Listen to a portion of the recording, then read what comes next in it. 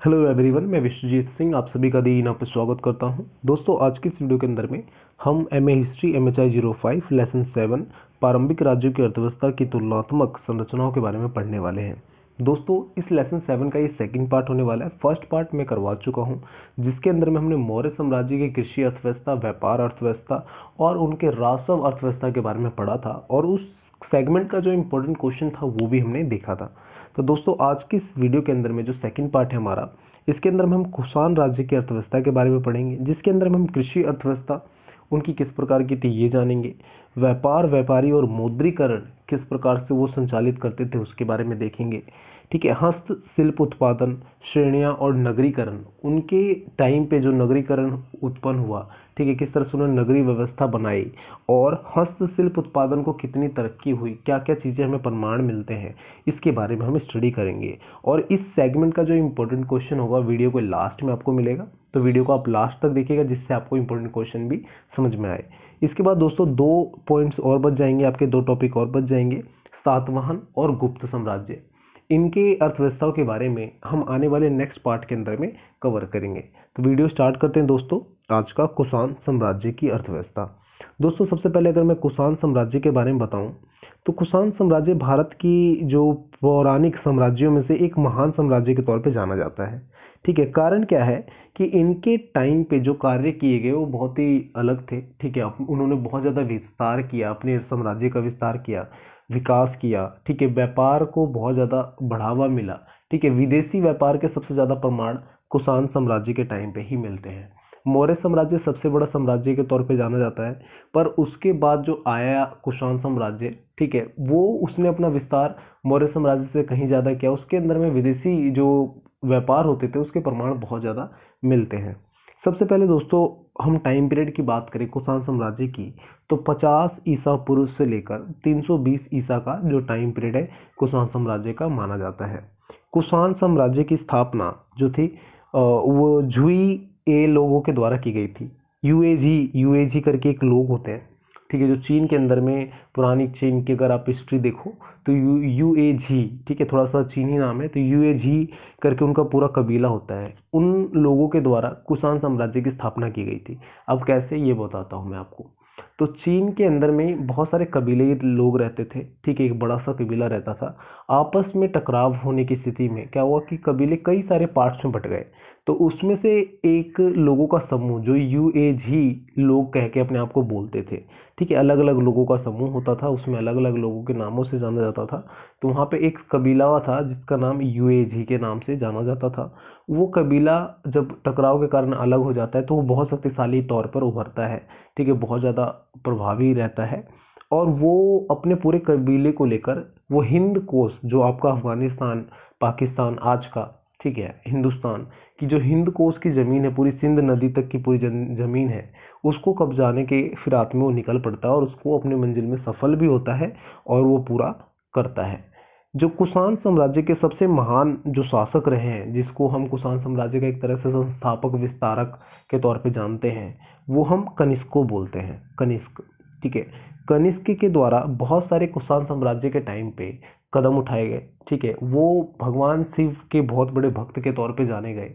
उन्होंने जो मौद्रीकरण की नीति अपनाई थी, सिक्कों के अंदर में भगवान शिव की प्रतिमा दिखाई दे पड़ती है हमें। ठीक है, जब आप स्टडी करोगे तो आपको सिक्कों के अंदर में भगवान शिव की प्रतिमा दिखती है, जिससे हम ये अंदाजा लगाते हैं कि जो कनिष्क था, ठीक है, वो शिव का बहुत बड़ा भक्त था। इसके पूर्वज भी जब थे, तो हिंद कोश की जमीन पे जब वो कब्जा करते हैं, तब वो देखते हैं यहाँ की चीजों के बारे में, कल्चर के बारे में स्टडी करते हैं, पढ़ते हैं, समझते हैं, तो वो शिव से बहुत, भगवान शिव से वो बहुत ज्यादा प्रभावित होते हैं और उसको अपनाते हैं।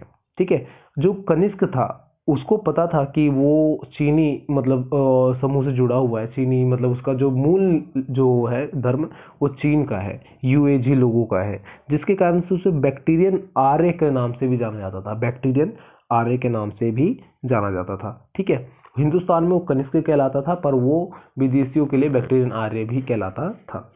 ये समझ में आता है। थोड़ा सा मैंने बेसिक कुषाण साम्राज्य के बारे में बताया, कुषाण वंश के बारे में बताया। इसके बारे में मैंने कई सारी वीडियोस पहले ही बना रखी है और यूट्यूब पे हजारों वीडियोस हैं। तो पहले आप थोड़ा सा साम्राज्य के बारे में समझ लीजिएगा, जिसके बाद आप उस साम्राज्य की जो कार्य थे वो समझ पाओगे, क्योंकि आज हम सिर्फ कार्य पढ़ने वाले हैं। ठीक है। हिस्ट्री के अंदर में एक चीज इंपॉर्टेंट होती है, जब आप एमए हिस्ट्री कर रहे हो तो सबसे मेन चीज क्या होता है कि आप कोई भी टॉपिक पढ़ रहे हो तो हमें सबसे पहले उस टॉपिक के सोर्स के बारे में पता होना चाहिए कि इस टॉपिक के बारे में जो आप ये बता रहे हो तथ्य आपको पता कहाँ से चला। तो आज हम कुषाण साम्राज्य की अर्थव्यवस्था पढ़ने वाले हैं, तो इन अर्थव्यवस्था के बारे में हम जो जो चीजें बात करेंगे ये मुझे कैसे पता चला, जिसने बुक लिखी उसको कैसे पता चला, सबसे बड़ी बात बनती है। तो हमारे स्रोत क्या है, तो स्रोत देखो हमेशा दो तरह के होते हैं। हिस्ट्री में जो स्रोत होते हैं हमेशा दो तरह के होते हैं। स्रोत दो तरह के कौन कौन से होते हैं, एक होता है पुरातात्विक स्रोत या फिर ऐतिहासिक स्रोत, पुरातात्विक स्रोत या फिर ऐतिहासिक स्रोत, और दूसरा होता है साहित्यिक स्रोत।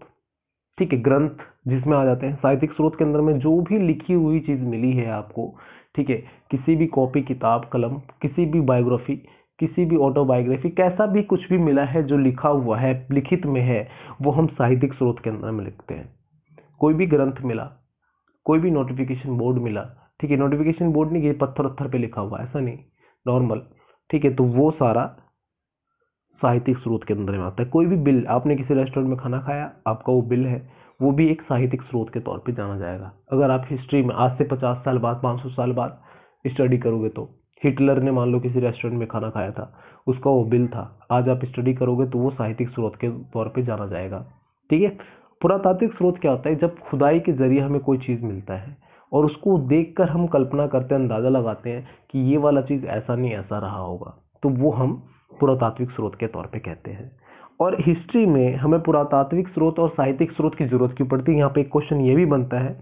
तो रीजन ये होता है कि जिस समय की हम टाइम पीरियड की बात करें 50 ईसा पूर्व की, मतलब ईसा मसीह के जन्म से 50 साल पहले की बात कर रहे हैं हम, ठीक है, तो उस समय के टाइम पीरियड में हमारे पास इतने ज्यादा आधुनिक तकनीक नहीं था कि उन सब चीजों को स्टोर कर सके। आज आपके पास फोन है, ठीक है, गूगल फोटोज के अंदर में क्या होता है कि जिस आज आपने मेरे साथ कोई फोटो क्लिक करी है तो आज से 1 साल बाद, 1 महीने बाद, ठीक है, 1 घंटे बाद गूगल क्या करेगा, आपको मेमोरी के रूप में आपको दिखाएगा कि आपकी मेमोरीज है, ओल्ड मेमोरीज है, आपको याद दिलाएगा। ठीक है, इस तरह के कई तरह के फंक्शंस आ चुके हैं। तो ये क्या है, आपके एक चीजों की यादों को सेव करके रखा हुआ है आपने, फोटोज को। तो उस समय ऐसा कुछ तकनीक था नहीं, तो ये इन चीजों के आधार पर ही हम उस समय की चीजों को रिक्रिएट करते हैं, उनको याद करते हैं, उनके बारे में पढ़ते हैं। ठीक है, समझ में आता है।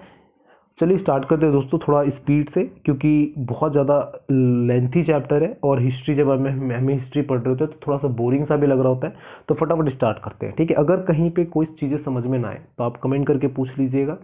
ठीक है, और मोस्ट इंपॉर्टेंट रिक्वेस्ट आप सभी बच्चों से ये है कि अगर आप हमारी वीडियो देख रहे हो, समझ में आ रहा है वीडियो, या फिर मेरे लिए कोई सजेशन हो कि सर ऐसे नहीं ऐसे करना है, तो आप वो सजेशन कीजिए, कमेंट कीजिए, ट्विटर व्हाट्सअप कहीं पे भी फॉलो कीजिए, मैं वहाँ पे मिलूंगा आपको, वहाँ पे समय सजेशन कर सकते हैं। कोई क्वेश्चन होता है आपको वो पूछ सकते हैं वहाँ पर आप, और हमारे चैनल को जरूर सब्सक्राइब कर ले, जिससे आने वाले समय में जो भी मैं वीडियो डालूँ आपको टाइम से मिले। ठीक है, तो स्टार्ट करते हैं दोस्तों।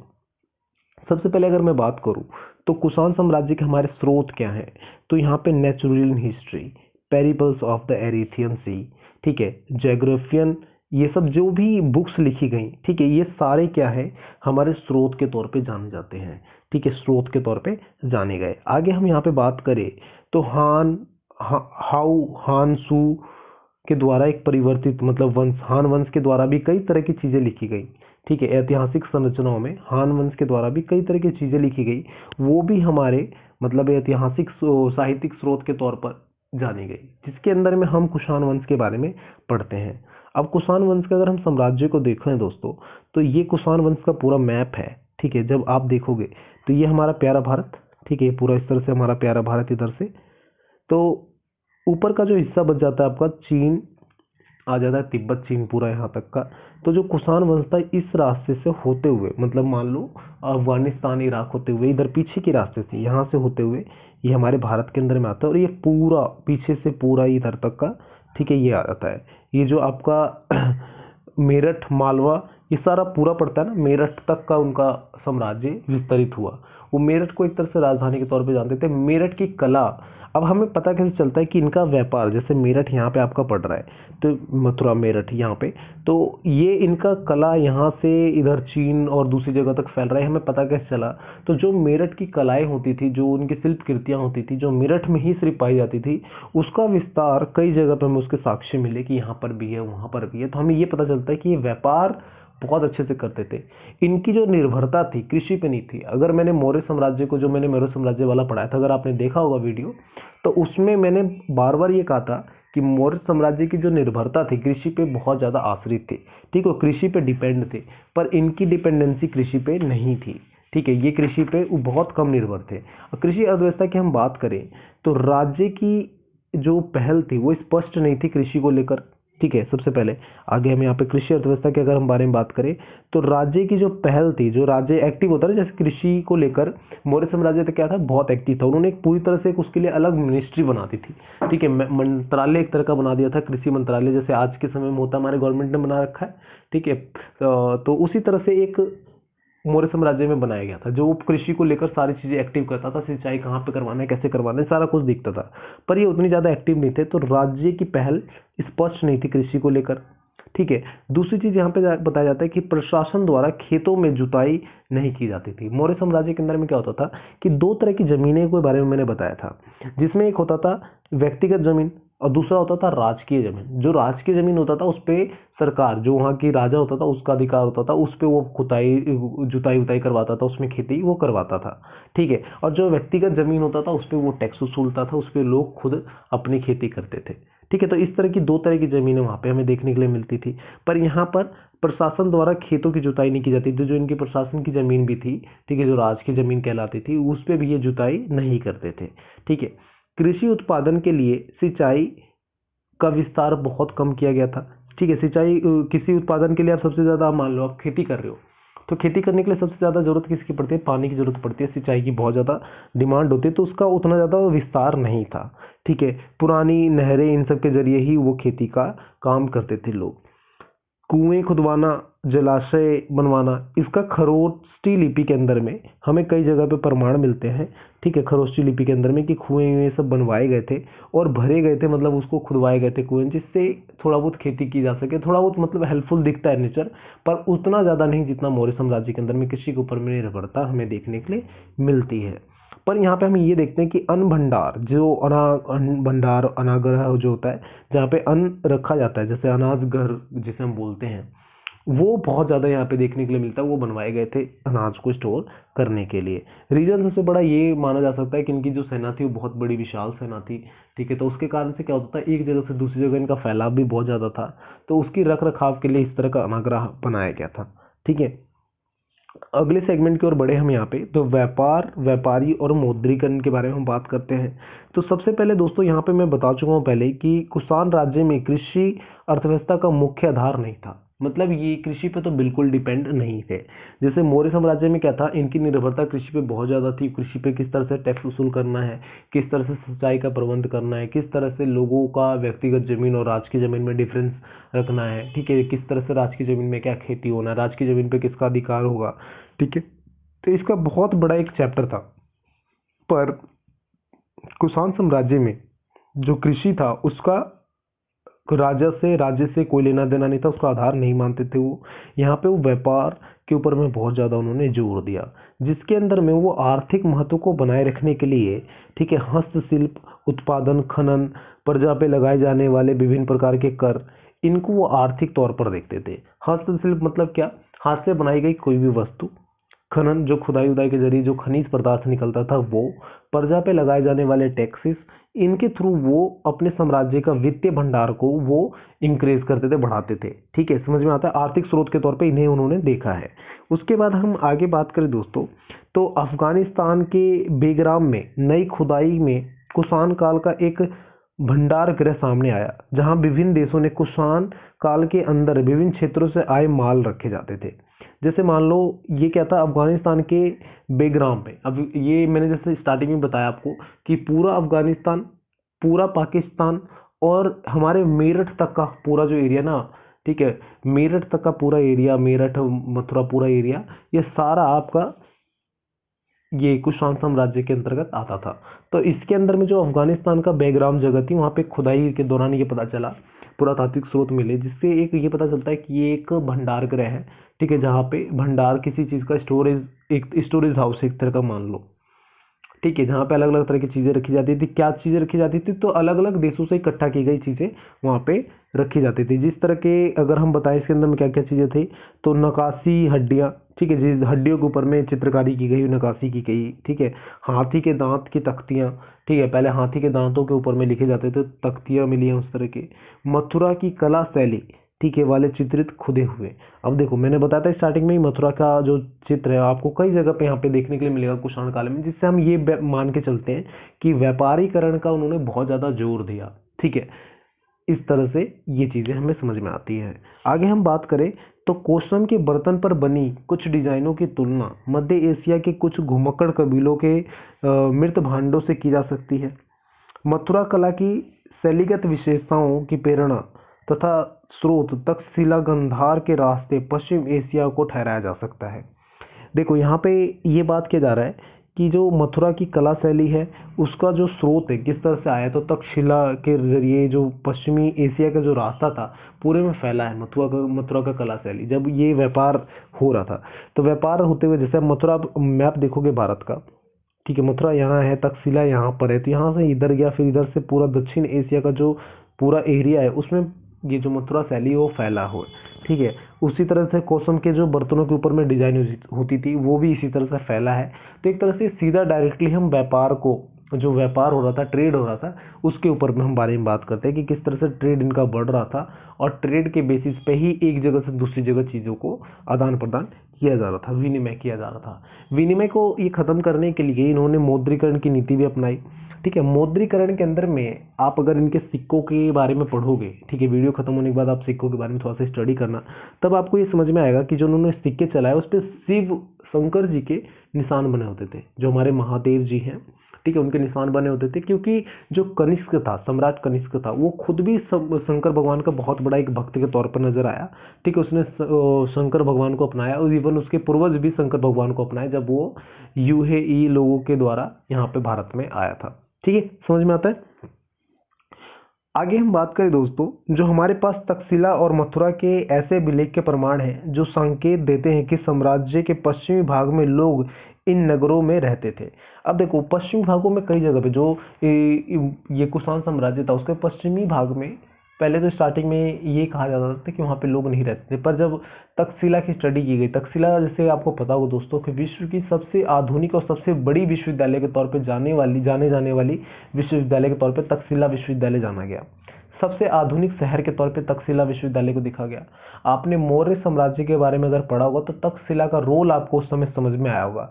एक तरह से भारत का वो बॉर्डर था, ठीक है, जिस तरह से अभी बाघा बॉर्डर है, अलग अलग बॉर्डर है जिसपे हम खड़े होकर देखते हैं कि अच्छा आगे पाकिस्तान के अंदर में क्या हो रहा है, उस तरह से तक्षशिला था जहाँ पे से वो पूरे विश्व पे जो आने वाली घटनाएं होती थी, जो पाकिस्तान अफगानिस्तान उस साइड से जो आती थी, ठीक है, अफगानिस्तान के गांधार के आगे पड़ता तक्षशिला आपका, ठीक है, तो वहाँ पे वो नजर रख सकता था कि चारों तरफ देख सकता था कि कहाँ से क्या चीजें हो रही है।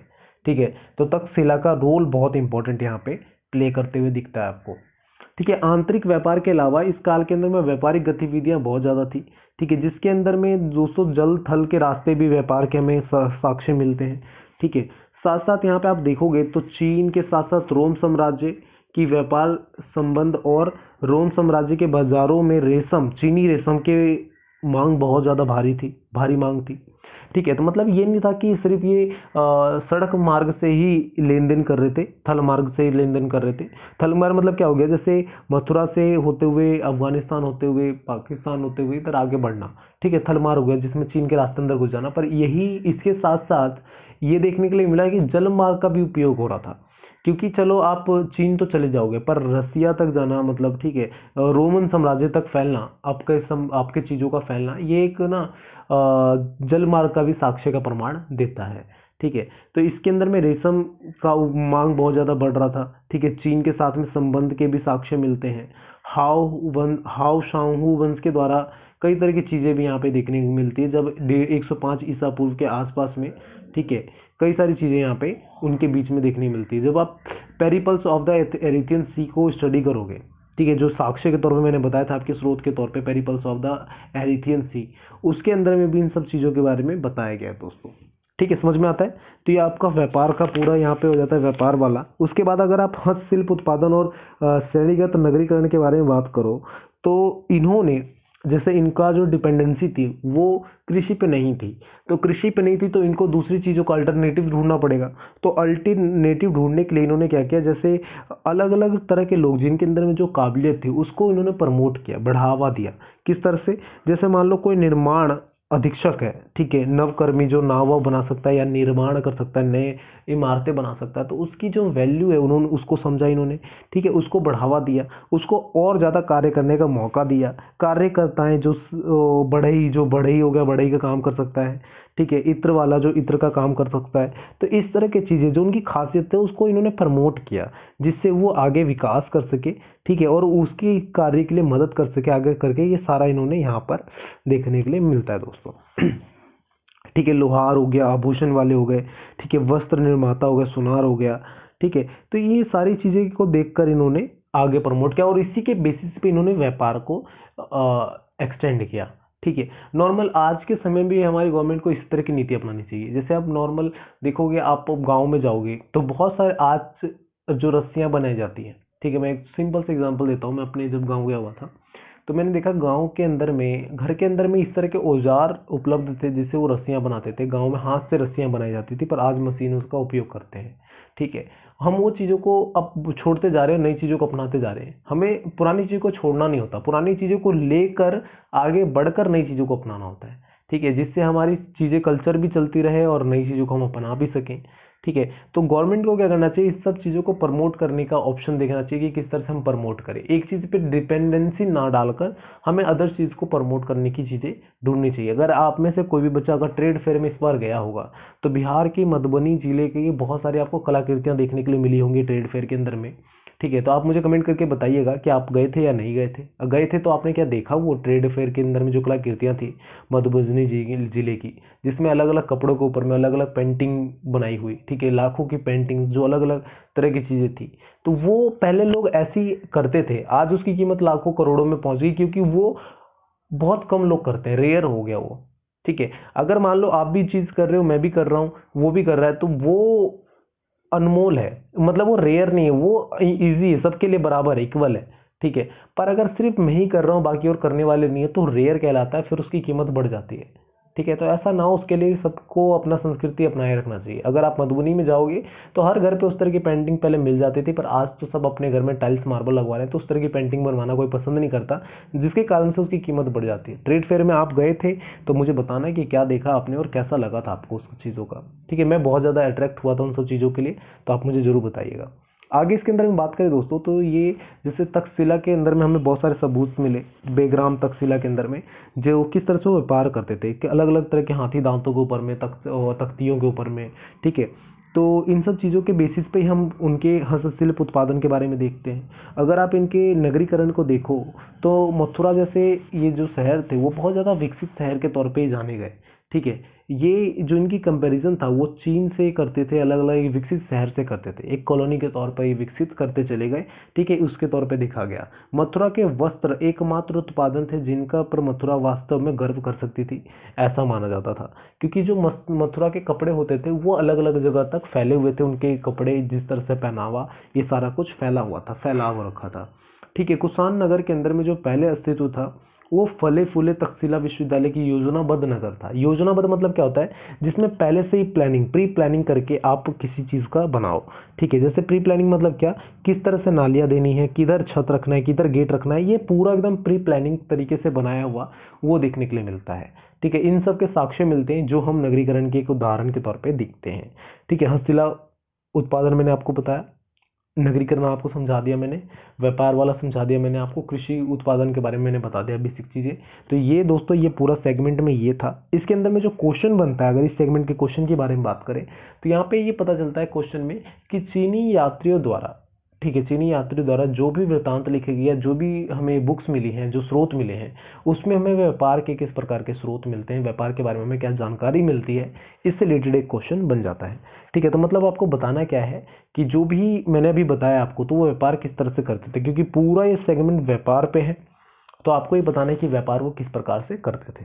तो इसके लिए नॉर्मल क्या है, आप थोड़ा सा स्टडी करो, थोड़ा सा आपको वीडियो जो मैंने बताया है उसमें शॉर्ट्स में बताया, तो आपको सिर्फ समझ में आएगा कि हाँ इस पूरे सेगमेंट में ये है, ठीक है, ये समझ में आएगा। फिर उसके बाद थोड़ा सा आप अपनी स्टडी करोगे व्यापार वाला, तो आपको पूरा समझ में आएगा और उसके बाद आप अच्छा खासा एक आंसर लिख सकते हो, ठीक है। फिर भी अगर समझ में ना आए तो मुझे कमेंट कर सकते हो, वहाँ पे मैं बता दूंगा। सोशल मीडिया पे मुझे फॉलो कर सकते हो, वहाँ पे बता दूंगा मैं आपको, वहाँ पे आप क्वेश्चन रेज कर सकते हो, वहाँ पे पूछ सकते हो। तो friends, all the best, bye bye, take care. और आप अपनी स्टडी इसी तरह कंटिन्यू कीजिए, हमारे चैनल को जरूर सब्सक्राइब कर लीजिए, जिससे आपको आने वाले समय में जो भी वीडियो रिलेटेड हेल्प चाहिए होगी मैं आपके लिए हमेशा रेडी रहूंगा। Bye bye, take care, all the best.